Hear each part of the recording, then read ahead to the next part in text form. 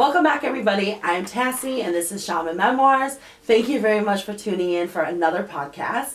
And again, I want to do a shout out to everybody who has been reaching out to me to actually get invited to come onto the show. I am super excited to connect with you all. Just, future plans for more filming to have other people on here. And I am opening this up for anybody in the shaman realm, or even if you are in a spiritual work. You do not have to be an actually practicing shaman.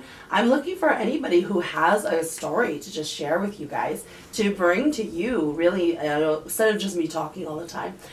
So that way you guys can understand that everybody, we all have struggles. And I hope that this can help anybody who's watching the podcast.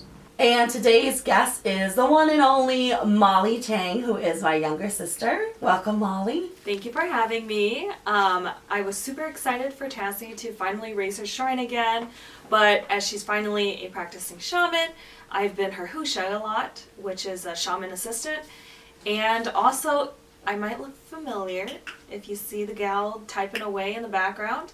I am Tassie's assistant at her office as well. Well, and you have other businesses too. Yes, I do tarot reading, Divine Dawn readings, and then also I have Airscape Designs where I do balloon backdrops. So thank you to Molly for coming on. Molly and I were actually really close. We do a lot together. You and your daughter have actually been on my show, on my, it wasn't really, I'm thinking of a show like a podcast show, right? But you guys have been on my YouTube before. A lot of my stories do include Molly. And so I'm so excited that, you're also willing to come on and really share more of your own experiences too. Hello, Molly.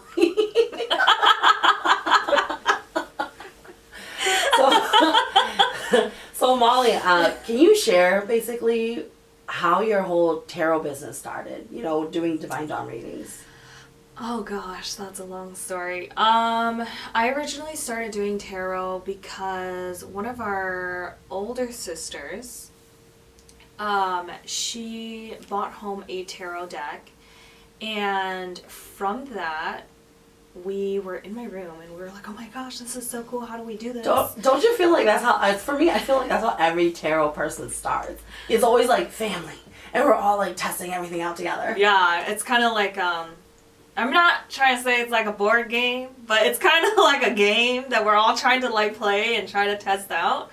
So then she came with the tarot cards, and I looked at her, I'm like, well, what do you do with it? Because I don't know if I knew what tarot was before that. Oh, gotcha. And then in the tarot boxes, you can get these, like, the little map where they tell you where to place the cards and stuff like that, and then what it means, if it's placed here, blah, blah, whatever, right? And each tarot deck usually comes with a little pamphlet that tells you what the cards mean. So then we were dabbling around with the cards. Back then I didn't know what it was. But now, after a lot of experience, I know what energy is now. And so hindsight's 20/20. So then when we were doing the cards, I felt a lot of energy and stuff like that. So it was really interesting. And then after that, I didn't really it wasn't a thing where I was like, oh, I'm going to get my own tarot deck, I'm going to do this, until we went to Chicago. Back in 2021, I believe. And I remember we only went because somebody in our party was looking for like a mystic store. Yeah. And I was like, what's a mystic store? Yeah. Yeah. Yeah. And then we went to that tarot. Okay, I don't think it was a tarot store. It was a mystic store. Apothecary or something. Yeah. And where basically they sell things for the mystics. Tarot decks, they have the tarot decks, and incense sticks, shamans tools, and divination stuff, like teas and everything. Yeah. Yeah. So then I remember seeing my deck, and I really thought it was so pretty. And then, but I'm like, and I was doing a giveaway. Yeah. I was doing a giveaway for Shaman Memoirs. Yeah. So then you ended up buying a few tarot decks, and then you bought it home. And then I remember we would play with your tarot deck, and then from there you were like, well, I have this extra one you can have. And I was just like, you know what? That's the one I saw and I thought was super cute and I really wanted it too. Meant to be. But yeah, and that's, and the rest is history. Yeah. From there, doing tarot with family, and then friends and family. Then it eventually became, well, why don't I do a business out of this? And it started out on a Facebook page. It's still on a Facebook page.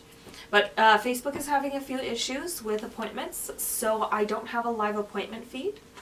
So that if people want to contact you for readings, they just message you directly then? Yes. So I still receive inquiries via Facebook messages on my Divine Dawn readings page. Uh-huh.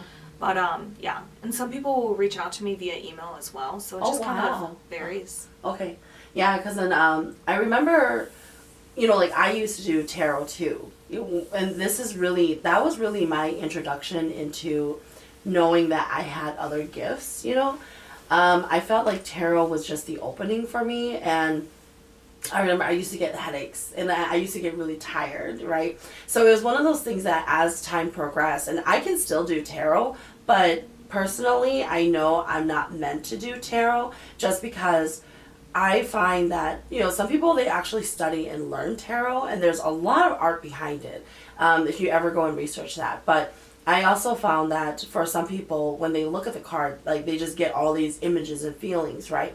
It wasn't like that for me. Tarot was meant to be my opening into knowing that I was supposed to be a shaman, but I didn't correlate that. So I did tarot too for a couple of years before I actually discovered that I was probably a shaman. And that is what prompted my friends to ask me too, do you think you're a shaman, Tassie? Because my tarot readings were so accurate. Do you get headaches and everything like that from doing tarot? And I remember it used to be so annoying because, it used to be so annoying because this girl, in her purse, she would have this big old book. Because she carried her tarots with her everywhere. And I'm like, why are you carrying such a big purse all the time? And she's like, my tarot deck is in there. I'm like, but we're just going to Target. You think you need your tarot deck at Target? Yeah. Okay, so my theory is, if I need it, I'm going to bring it all in my bag. So I used to bring my iPad in there, and my tarot deck, and then some pen and paper, and then, all the life necessities you may need. Like, what if you need a little pair of scissors? What if you need your wallet? What if you need all these different medications and first aid kits? You never know what's going to happen, and it's better to be over-prepared than under. I will say that I am thankful when I do need, headache medicine, right? You are very prepared, but...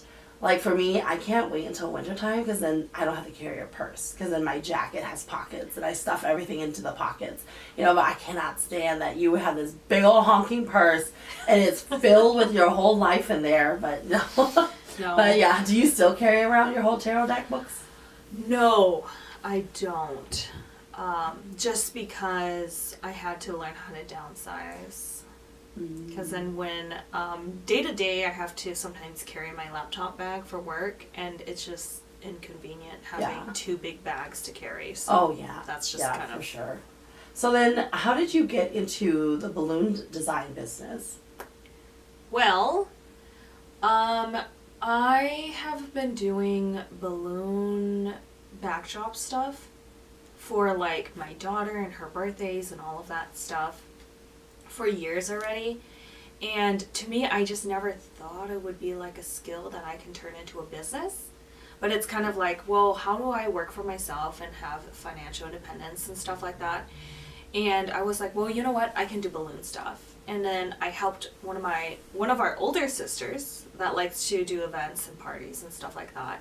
And I did some backdrops for her, and then actually for my niece Aries, for her bridal shower, I helped put together her backdrop as well. And then from there, I was just I had people inquiring, coworkers, friends, where they're like, would you be willing to do this for me if I paid you? Yeah. And I was like, why would you pay me to do this? I'm like, I just do this as a hobby. But I feel like artists are always the most nitpicky on their art, and then they don't know how to like even come up with a like what is this valued at, you know? But I feel like, you know, you do such a great job. And she also did for Shaman Memoirs grand opening. She also did the balloons too. But I've seen you do the work, and it's a lot of work. Yeah. It is so much work, and just the art behind it. I'm just like, no, I'm okay. But it's a lot of work, you know? It is, but I guess for me I know it sounds weird, but I never thought of it as artwork. I was just like, I'm just doing crafts, you know, arts and crafts, you know? So then putting it together, and I love watching the videos of like other people's reels and like ideas and stuff like that, and making it look fancier and cuter, and depending on what the theme is. I'm a huge theme driven person. Mm-hmm. So as I was getting more into themes and stuff, it all just kind of clicks. And then at first I will feel kind of like, no, I don't think I can do that. And then I start getting all of these ideas, and my mind is running 1,000,000 miles per hour. And then I'm like, oh wait, I have all these colors, I have this and I have that. So. Yeah. But Molly does this thing. Molly does this thing, okay, where you will show us like even to a family chats, okay? She'll be like drinking coffee, and then it'll be her face right next to the coffee. Looking at this coffee. Oh, look at me drinking this. So we have this running joke in our family that whenever we send messages to each other, we also put the item right next to our faces. But I genuinely feel you are somebody who is made for social media. But it is so draining. And that's what I always tell people, like, you know, like back then when I was able to produce so much videos, like YouTube was my life.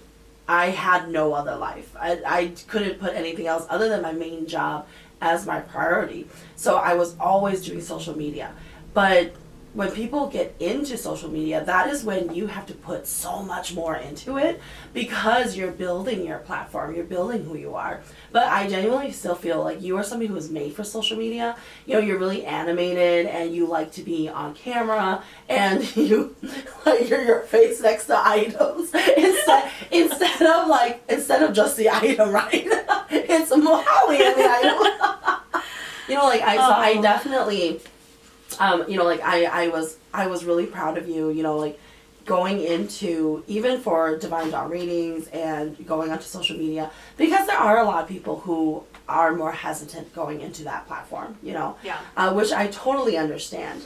And like for me, I'm still trying to become more like strict on myself and my schedule and getting these kind of videos done. And I'm trying to do vlogging, you guys. So you guys will see some vlogs come out, and I'm trying to take you guys through my days just to really show you what do I do like within 24 hours there.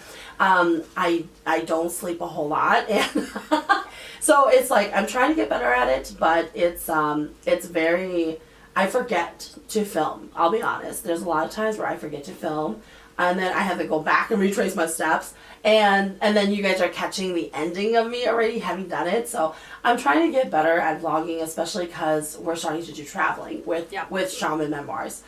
So this year is the year of my students, and so the first year I was really late, y'all. Okay, like I know I opened up like in June, like the year is almost over. And, you know, shaman season is only for so long, and then we close our shrines, right? So then it was a lot, but this year is really about my students. And so I am doing a lot of traveling and raising of a lot of other shamans into the community. And so I want to be able to vlog better and do a better job at vlogging and making sure I can bring you guys along when I can't sit down and film and do podcasts. I do have guests coming on the show, but like filming is like weeks out, you guys, just because I don't have the availability. But yeah, like you're going to be coming along for a lot of it too. Yeah. And honestly, like I know I've told you guys all this. I'm looking at my family here too. You know, like I truly, truly appreciate you guys. You know, like I know I can be difficult. you know, appreciation goes a far way if there's dinner involved. No, like, I know that I can be, like, I'm really, like, when I try to human, okay, I have this thing where I say I'm really bad at humaning. And it's funny because one time I was in the spirit world and they were explaining to me that my dad was really concerned, my heavenly father. He was concerned about me coming because I'm not good at humaning. And I am discovering basic tasks I'm not good at. I don't know what it is. like. Okay, we went to the grocery store yesterday, and we decided to go through self-checkout. Was it yesterday? Yes, it was. I heard you guys talking. Yeah, so then I was telling Aries, I was whispering to Aries, watch how long it takes her to scan this. It's like watching someone try to scan groceries in slow motion. And it was like so slow, and she had to call someone because she couldn't scan and weigh her grapes. And I'm like, see the assistant. Just watch. And then we're one by one. One item takes like 30 seconds to almost a minute to scan and put in her bag. You have to look for the UPC code, you know? Yeah, it was, and those things I try not to step in because I'm like, no, she's a big girl, she's a grown woman, she can handle herself. She can scan her groceries. Maybe she can't carry her groceries into the house. I'll help out there. But I don't know what it is. You know, I've deduced it that my brain is running so fast, but my body can't keep up. You know, like I genuinely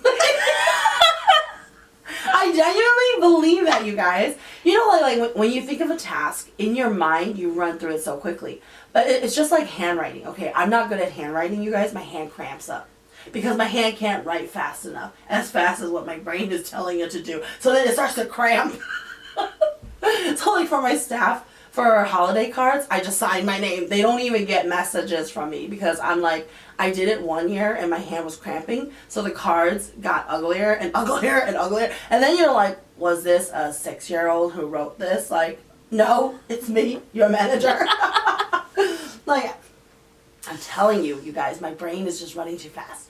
But my body is not used to doing those motions. Alright, so we know I can't human well. Like, simple labor tasks, I don't know why, I'm just not good at it. But, you know, like, I am very appreciative of you guys always helping me, you know, like, even something as simple as I can't reach the Kleenex right there, okay? Like, no. Okay, we have to go back a lot further than that, okay? Remember that one time that we were in Sacramento and we were eating fruit? I forgot, I think we just finished our grandma's funeral and we were dropping you off to the Sacramento airport, but we had gotten a hotel night that stay so that we could drop you off. Anybody who doesn't have sisters, okay? This is really what sisters do. No, okay, so we were poolside, it was just us, and we had mangosteens and lychees, and we were just eating fruit. And I was done eating, I was going to go wash my hands, and Tassie needed to clean her hands too. So I went to go wash my hands, and Tassie just needed some water, so I scooped some water with a faucet, and then I walked over to Tassie and sprinkled water on her hand. Because she was too lazy to get up. Because her hands are sticky. And then we jumped into the pool. I thought you were going to talk about the story in the bed. Oh, no. So let me tell y'all this story. We had my older sister and her children coming up to come and hang out with us at our hotel. But we had all already gone to the pool and we showered and now we're laying in bed, right? And you know, like our sister was coming to knock on the door and I was like, can you I said to Molly, can you go and get the door? And then Molly was naked under the blankets and she was like, I'm already naked. And I was like, I'm naked too. I started taking my clothes off. I thought you were going to tell that story. No, but you know, the list can go on and on. Like when we were at the airport and I forgot where we were going because we travel a lot together. Yeah. And we were at the airport, and I had a bag of snacks, and... Oh, yeah. So we were sitting there, and then I was like, I'm feeling snacky. So Molly opens up the bag of chips, and she hands it to me, and I'm eating, and I was like, I'm getting kind of thirsty. And then Molly opens up the water for me, and then I start drinking, and then I'm like, I'm done with the snacks. And so Molly's closing it up, and then after I drink my water, I was like, I need to go wipe my hands. And Molly pulls out napkins for me. And then I look at her as I'm wiping my hands, I was like, you're a really good sister. And Molly yells out loud. No, you said you would make a really good assistant. Oh, yeah. And then I looked at her because I misheard her, and I was like, what? What do you think I am? Because I thought she said you would make a really good sister. And I was like, I am your sister. But then she scared me, and she scared everybody else around us to look because of her reaction. She was just like, what? And I was like, what's wrong with you? Yeah. But no. So we've established Tassie needs assistance in her life. Well, I think of, like, if we bring it back to the social media stuff, when I was trying to vlog religiously, I was only able to vlog for like 3 months. And then after that, I was like, this is too much work. I'm done. But we had gone to New York, and I remember I was trying to vlog everything, do everything, and Tassie kept rumbling and grumbling that I wasn't doing enough. And I was like, no, it's just because you're used to me doing all of these things for you, but I'm trying to record, I'm trying to do my thing, and you're like, no, you're not doing enough for me. Not true, okay? So, like... It was very true. So I already put out the itinerary. No, Molly is a very helpful person, but I can't trust her sometimes. Molly's like, oh, here we go. No, Molly. Pull out the files. Molly just says things sometimes, and you have to like sometimes double check her work because.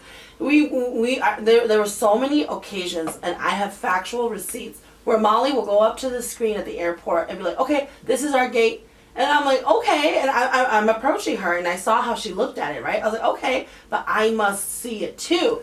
So then I'm looking at the screen, and I'm like, that's not our gate. and then we find our real gate because I double checked her work. But there are times where she'll just say things, like things that she thinks she heard. And I think it's because you hear voices sometimes. But no, what does this have anything to do with the New York trip? No. So I was getting frustrated because in New York, she was getting really tired. Like her feet were hurting. She just wanted to sit.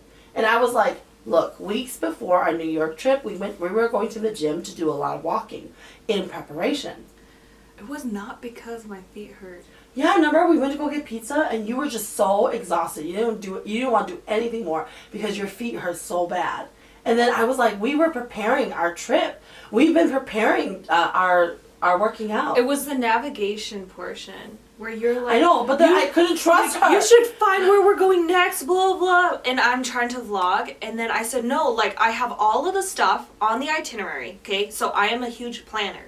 I will put together a Google spreadsheet, but and I will break it out hour by hour.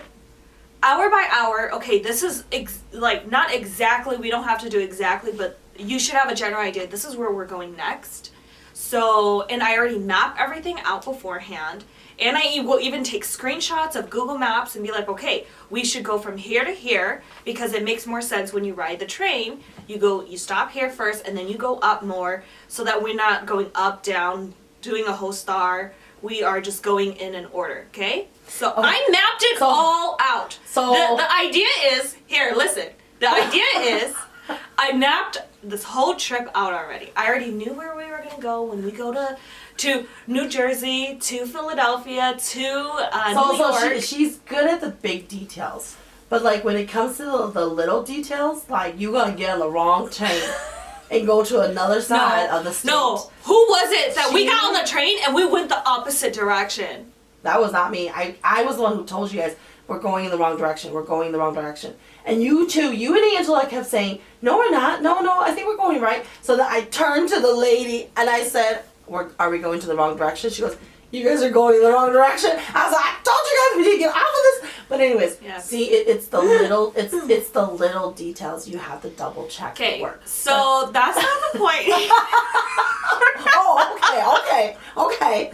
So, anyway. We were just fighting like cat and dogs. But I will say, though, that you are a really, really good assistant, though. And it's not just as, like, a shaman assistant. Because I know, like, with, being a shaman assistant, a lot of people, sometimes I think people, I don't know, like, I think for me as a shaman, finding an assistant, to me, I don't think of it as you need to know all of the rules and all the things that you have to do.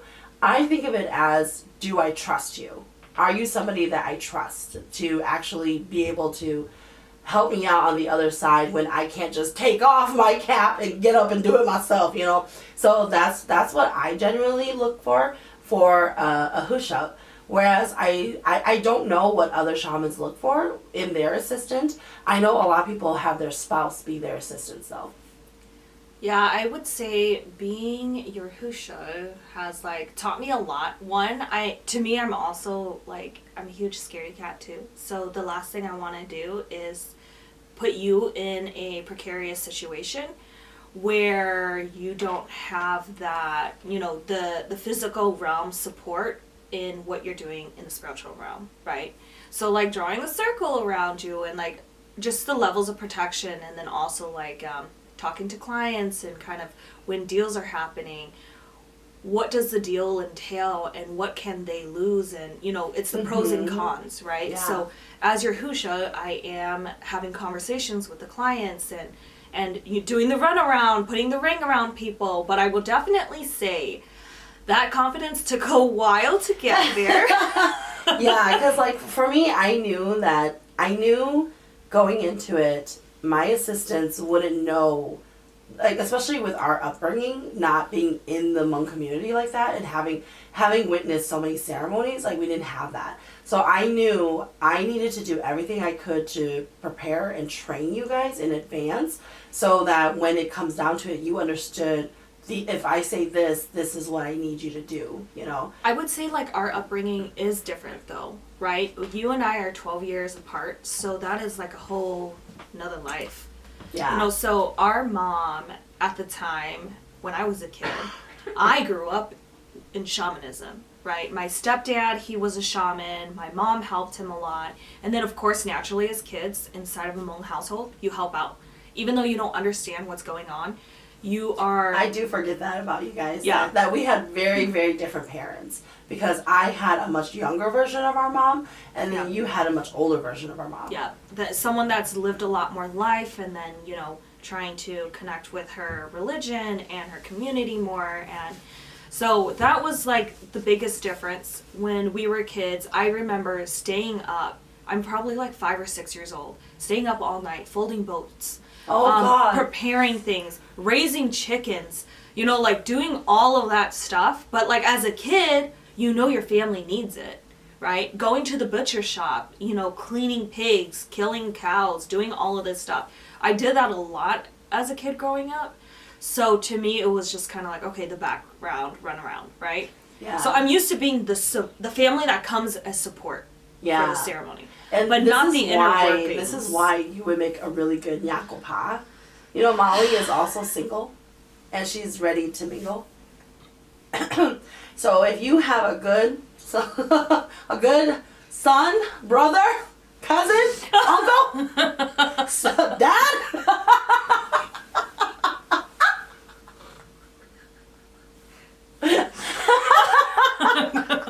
I know a lot of single women.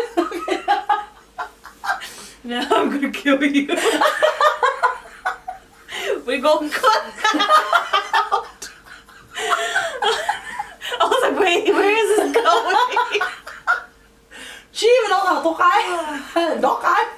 clean the inside. Well, actually, hold up. Because I don't know how to do any of it. Because I was always the shaman, so I don't know. So people assume I know to do these things. I do not, ma'am.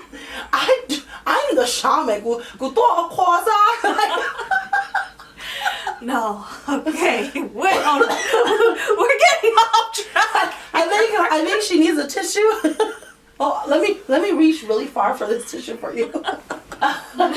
Yeah, so contact her at Divine Dawn Reading.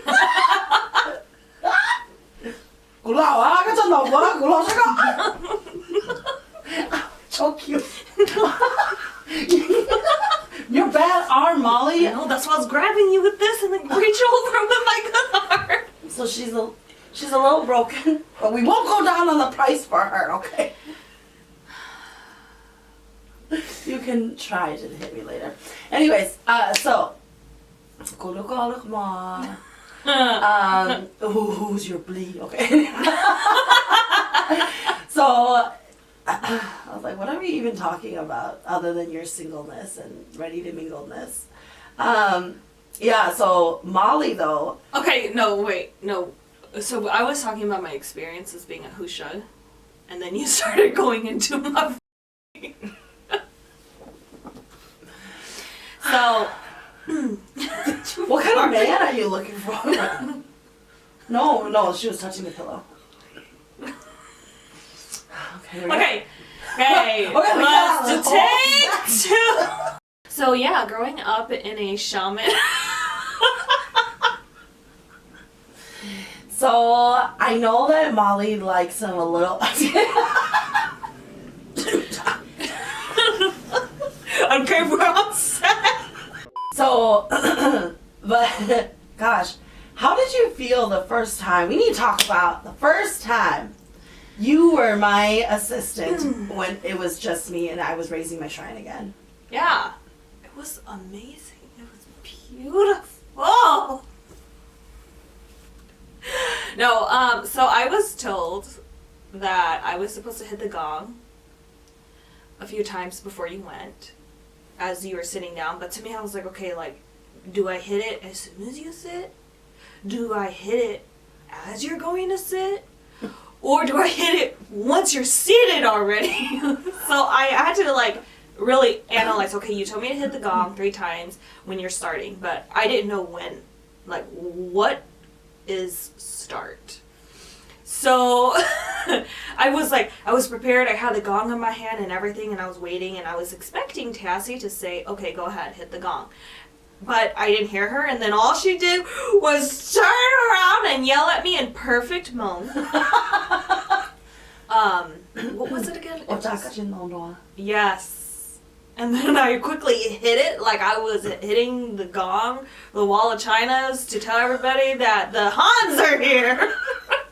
And I remember, because then, you know, like, those little moments you don't think about. Like, especially for me. Like, people in the past, they just know when to hit the gong, right? And that was your first time ever watching for me. Because I know you've grown up hitting the gong. Yes, but it was always an OG telling you, okay, hit the gong, keep hitting it, keep hitting it, keep hitting it. Okay, you can stop. Okay, you can start. Oh, you can stop. So it was kind of like, okay, I'm waiting for you to tell me. And like in my lineage, we only hit the gong 3 times before we actually go. And, you know, I remember I sat down and then, you know, for shamans, especially when their spirit guides are very, like they're in a rush to go, like they're not going to wait for nothing, you know? So as soon as I sat, boom, I already went. But then as we were going, my koning, they got really angry because my koning, whenever things aren't happening at the right time, they're very impatient. So people who've seen me in ceremonies, when you guys hear a very aggressive Chinese voice, that is my spirit guides yelling at me. And then you always hear me saying, Olia, you know, like, okay, yes, you know, I'll do it. But they're always yelling at me and reminding me of things. But then as I'm going, they got irritated because they were like, well, where's the gong? And then they told Molly, you know, like, why aren't you hitting the gong? You know, like, we love you. Why aren't you hitting it yet? Yeah, so, yeah. So then I rang the gong 3 times. Like, dong, dong. Like, it was like, we were like, literally as I'm going, my eyes are wide open and my jaw. Oh, like, what is that? Oh, what is that? I hit the gong 3 times. I did my job. You did, and you did a great job. Yeah, I remember during, before the ceremony, Tassie, you had actually prepped me and told me, okay, like, at some point within the ceremony here, I have to go burn these things. But I had to really go to the bedroom to grab something. And I was like, well, like, what if she needs me? So I kept, like, inching back and forth, like, should I leave? Like, it's, like, only, like, not even 30 seconds down the hall. Run, grab it. Okay, it'll only take me 1 or 2 minutes to go get it and come back. But I just was like, just in case. So after 20 minutes of doing that, I was like, I think I can leave now. And I quickly ran to go get it. And then you had actually yelled out. Yeah, I yelled out for her because then, like, as I was going on my journey, my spirit guides kept telling me, your sister's not ready. And I was like, no, she is. Like, I've already coached her. I've already told her the plan, you know. And they were like, no, she's not ready. And I was like, no, it's fine. And they're like, no, you need to tell her because she's not ready. And then when I said, Molly?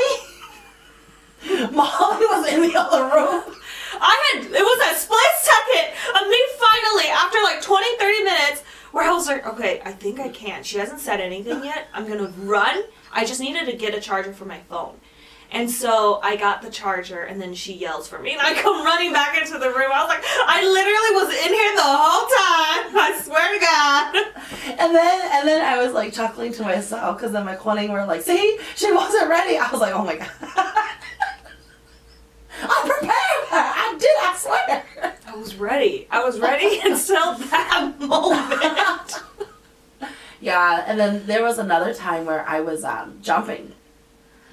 And usually when a shaman is jumping, you kind of like prepare your area around them in case they jump forward too far or they hit the bench. You never want them to fall, right? Yeah. So then Molly, though... So wait, let me do some You gonna build a story? Yes, I am gonna build a story. Okay. Yes. So, you know, as a kid, when you see the OGs doing ceremonies, you always see someone behind them, and you see the, I was always used to seeing the jumpers. So someone behind them is always holding them, and I was taught, okay, if someone is jumping, you're supposed to put your hands in, if they have loopholes, and you're supposed to put your hands in there, and you're supposed to help guide them up on the bench and down, up and down, right? As they're jumping up and down off the bench. I thought that's what we were doing. So I was holding Tassie's hips, and I was like, yeah, let's do this. I'm prepared. I was not told beforehand that I would have to do this. Yeah. But as she started jumping, like, I was like, okay, well, I've gotten practice before. I'm getting in there. That's what it was like.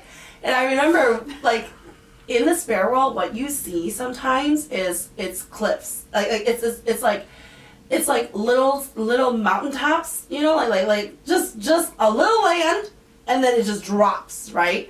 And then you see the distance, so you know how to prepare and jump your body to land on the other one and land on the next one. And it's a test that you have to do in the spirit world, right? All of a sudden, there was this I don't know what to call it. There was something that just grabbed me and flew me up in the air, and I was like, oh my God, I almost fell off. And she just wouldn't let me go. And then I remember my spirit guides got so angry, and like I felt it, because then like because you know I'm doing my thing to ensure I land correctly, and you know she's trying to help me, but then it was literally like this whole thing that all over my body, and they were like, don't touch us. And I quickly let go. And Mom was like, and I'm just like, oh my God, I almost died there. And then I'm just hopping around again, doing my own thing, like, don't touch us, don't even look at us right now. But yeah, like, but that was something I did not prepare her. You know, if I start jumping, don't touch me. Usually what we do though is if somebody is turned away from the shrine, you kind of tap them, you know, or if I'm moved over too much, you tap them back to the center, you know. So that's usually what we do. So I was not prepared for this mighty force to throw me in the air and toss me over there, like, you know. But it's not like my hands were just on your hips. I was like holding it and moving. So, you know, if you had to jump on the bench, just know I came prepared. Yeah. There are times when people do come for me to tsila at my shrine, and when they have to get on the bench, I'm always talking to the spirit guides, like, I don't have the mic to hold them. Please don't drop them. I can't hold them. But yes. Yeah, I think of like when you were closing your shrine, and I asked you explicitly, do you need us to do anything else for this ceremony for you to close it? And you were like, nope, it'll be pretty simple, it'll be pretty quick. And I'm like, oh yeah, okay. I forgot. So then she had, there's a few of us there to just kind of help her, right, clean and do all of that stuff. So then I was like, okay, fine. I sat down, and then she was like, can one of you guys spit the water on me? So I was wearing Hmong clothes for when I close my shrine. I wear Hmong clothes to close my shrine. And as I was going, my Kuning were expressing to me that my clothes were dirty. They weren't cleaned, like with deja from your shrine, right? And then I was like, oh man, there's only one way to clean me then. And I was like cracking up to myself because I was like, Molly is not going to know how to do this. I was like, I need you to zore on me the way a shaman does. You put it in your mouth and you spit it on us. And I was like preparing. I was like, oh God, it's going to be big gloves. See, and I've actually done it to like, to cleanse my house, right? So to me, I was just like, nobody else here has spit water before. It was like you had a hole in your mouth. I did, but it was like, but I felt cleansed. Yeah, it was mouthfuls, and I was spit, and then it was like dripping down my shirt, and I'm like, but wait, I always usually see the shamans always go back for another sip, so even though I still have water in my mouth, look, I gotta do this again 4 times, and then at the end of it, I have a lot of water still left in my mouth. I put the cup down. And I was sitting there and I spit the rest into a napkin. I'm like, oh my God. You dirty too, just swallow that. No, I thought about it, but I was like, no. Yeah, we have a lot of these. This is interesting. Well, like, I was raising a student yesterday, actually. And my Hwj was not actually Molly, okay? It was actually my other sister, GJ, who had not slept that whole night. She was out, and then she just stayed up the whole time and then came to the ceremony.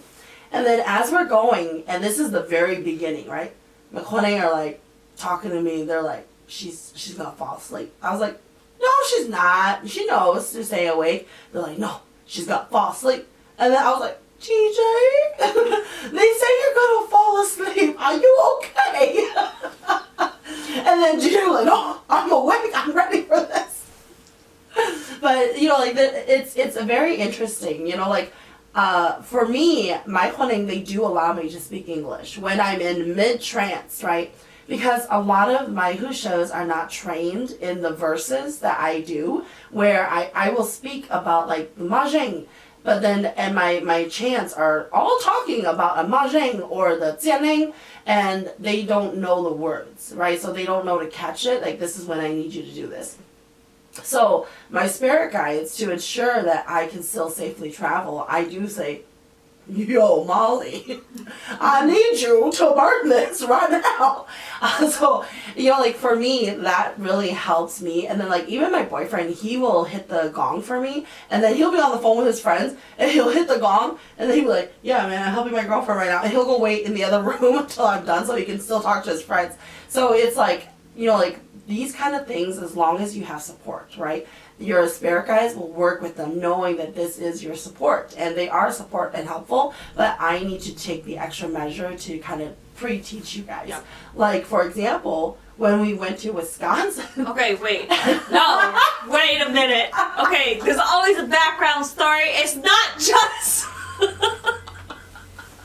Okay, wait. There's a lot of layers to this. So, you know, like, for me, even though, like for my ceremonies, I can make it as easy as possible for the families that I serve who do not have the proper foundation, in air quotations, if you're not watching this and you're just listening to this, the foundation of a traditional family, right? So traditional families at ceremonies, they will fianeng, which basically is you giving thanks to the shaman for that day. You typically have a whole spread and meal, and then you are all holding cups and shot glasses, and this is usually when you give payment to the shaman as well, and to their assistant, the Hwj, you also give them payment. So as a shaman, right, I am prepared to do the traditional way or the non-traditional way for families who don't have that kind of foundation, and it's just a young mom and dad with their little kids, right? And they don't have all the family members to come. I'm totally fine with that, you know, but then I also know that we need to be prepared when there are families that are more traditional and all their grandfathers from every side of the families there. So that way you can also uphold their customs too, because then that's how they feel good, giving thanks back to the shaman. So, you know, like, I had to try to prepare you guys as best as I could. Okay, but the preparation was on the car ride to Wisconsin. And then she tells us... It was a 4-hour car ride. And then she tells the day us... before. And then she tells us, yeah, you might have to do a speech in Hmong. Okay? I always say, Kuya minyo Hmong mika. I am a Hmong person born in America. And I did not grow up speaking Hmong, and so my pronunciation and everything is very tsa, very bad. And so, yeah, finding out less than 24 hours I gotta give a speech in Hmong. Hey, it was more than 24 hours. No, it wasn't. Oh yeah, it was less than 24 hours. But you know, that's why you're so amazing as an assistant. So, anyways, so then I like practiced. I had Tassie tell me, and then our older sister that came with us, she's better in speaking Hmong. So then I kept like speaking with her, and I'm like, okay, well, what about this? What about this? What about that? And I'm like, I'm not going to use all of the fancy, elaborate words that people usually use. I'm going to be really simple. I'm going to give my thanks and all of that stuff, and make it like clear cut. 2 sentences. Perfect. Molly was so nervous, y'all. At that ceremony, literally, she was like shaking. It was. Because then they were traditional. Yeah, no, because then like towards the end of that ceremony, we were getting ready to go downstairs. Yeah, after you had talked to the family, and they're like, okay, you know, the meal is ready, just come on down. And then I grabbed my older sister by the shoulder, and I'm whispering the speech to her all morning, all night, before bed, when we woke up, as I was getting ready that morning, as we were headed to their house. And then we were sitting on their couch before the ceremony started, and I'm like, I don't think I'm going to have to make this speech. Yeah. And I'm like, what if I do the speech in English? Like, I'm trying to find loopholes. Where can I, like, you know, bridge my disparities too, right? And then, yeah. It was hilarious, because then they did my part. And then they were talking, and then Molly immediately starts going, and I had to go, not yet, this is your time, this is your time. Yeah, I will say, being a Hwj and not really knowing the traditions and the koshers and all of that stuff, like being a Hwj, the Shaman Assistant, has really helped me learn a lot more about the Hmong culture. You know, like being a woman, and especially being a kid when we were doing all these ceremonies. It was so different, right? So from there, learning how to give back thanks. Like, I've never had anybody pay to me before, do the bows to me, and do the whole speech and all of that. And I remember That was my first time doing that. And then also when we had done another ceremony, this family was a lot like, they were even more like they were really into the drinking portion at the table. And it was like keep doing you pass it, you repeat it, and then you take your shot, and then you have to pass it to the next person, and you repeat something to them, and you keep going, and then it goes on both sides of the table. And they're constantly throwing things back and forth. And I'm sitting there like, I'm just trying to eat this amazing food. but like the amount of grace people have given me, where I'm just like, I don't know any of this stuff. And they're like, no, it's okay. I'll teach you. So I'm really appreciative of that. Yeah, I would say that there's so many families that we've come across that are so understanding, and I found that they're very nice too, and they're very helpful. Yeah, so luckily they weren't like super serious, and it was just even though it was like something I've never done before, they would always remind me, oh yeah, it's on you now. I'm like, okay, what do I do? So that was that's always been it's been really interesting, but I think it's nice to kind of learn a little more about the culture and kind of just the traditions and yeah. So like with all your experiences watching me, I know that you're also very spiritually inclined too. So have you ever had experiences being my Hwj Sawb that you also kind of witnessed things along with my ceremonies? Yeah, it was actually the ceremony in Wisconsin that we did. It was really interesting because as the ceremony was starting, I usually sit pretty close to Tassie just so that I can like reach all of the tools and do what I need to do. But it was even before like I hit the gong and stuff, I was just sitting there and this huge rush of anxiety just hit me. Where I was like so like I've experienced anxiety and all of this stuff before, but like this was different, and I was just like, oh my God, like I just felt like we shouldn't be here, we shouldn't be doing this, but I'm like, but why would I feel this way? Because then to me, my logic always kicks in first. Yeah. And I'm just like, what? Like, it makes no sense. Why would I feel this way? And then as soon as the ceremony starts, then that rush of energy leaves me, right? Where I'm just like, oh, everything's fine, And then at some point, about probably halfway through the ceremony or so, I hear of a child's voice. Because this home, they don't have any young kids. Everyone is teenagers and the rest and are during adults. The ceremony, there were no young kids that came that day too. Yeah. So then I heard a little kid's voice running out. They have a kitchen, and then the kitchen door to go outside is connected to the garage. I heard someone at that door saying, oh, "Bemua," which translates to, oh, we're leaving now. And they just run out. I was really confused because I'm like, there's no kids here.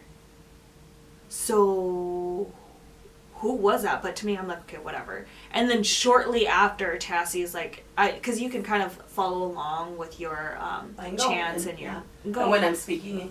Yeah, and so then I just hear Tassie, oh, they ran out. Let's go chase them. And I was just like, oh my God. Have you ever had moments of being like, other than that though, have you ever had moments of being afraid? Or like, do you feel like I'm a different person when I'm wanting? Because other shamans have commented on it. I would say for sure you are a different person, but to me, I know it's like you're doing your task, right? It's not like you're just doing it for fun. There's a time and place for everything, and obviously demeanors and stuff like that change, and you're a lot more serious. But I also know like a lot of it is your spirit guides too, where they are nonsensical and straight to the point and let's go, So I completely understand that. But yeah. Yeah, because I've had a lot of other shamans who've come to my ceremonies and they all say the same thing, that I'm a very different person when I actually waneng. And, like for me though, I think because I'm in it and I just feel like this is just who I've always been, like I'm just here to get yelled at and I do what they tell me to do. And, cause I remember you asked me once, am I nervous? Like after I had put my shrine down for so long, am I nervous doing it again? Am I nervous doing my first ceremony since I raised my shrine again? And for me, how I always have seen it is, No, because I know that my spirit guides, they're always just going to take me. My spirit guides will just do everything for me, and I'm just here for the ride. It's usually I'm just a passenger, and I'm just watching it all happen. And I always have I always put so much faith into them that they always know what to do or what I should do and everything. So I think for me, I feel like I will say the biggest difference was I was like, why did I stop? But I know that's my spirit guides just kind of reminding me, So definitely I've always been very thankful because even in the past when I did do it, I did have family who helped me a lot too. And my friends would even come and help them loan door for me. So I know that I'm very, very lucky in this life to have so much support around me. People who are here for my journey and I don't know, my throat hurt. I don't know. But anyways, no, I am very thankful, that I have so many people like you, even though, we can fight sometimes. But, for me, definitely getting back into everything, I knew one of the things that I was worried about was for you guys, because, you're doing it for the first time, and you so much pressure falls on you too. So, what advice would you have for other Hwjs out there, especially if you've never done it before, or you're getting into it, or maybe you've already been doing it? There's definitely a lot of performance anxiety, right? Because depending on how many people are coming that day, all eyes are on you. You and the shaman. But it's kind of like educate yourself. Have that conversation with the shaman that you are going to be assisting. What do you need? What could we need? Just kind of teach me and walk me through all the ropes. How do I use this tool? What do I use for this and that, right? I think the education piece, it goes a long way. You know why you're using it, what it's for, and what the cues are when it's time for you to use it. Mm-hmm. That's the most important thing. Yeah. Right? And it's okay to ask for clarification. Because I know, I've had to do it before in mid-ceremony because sometimes some Hmong words, they sound very similar, right?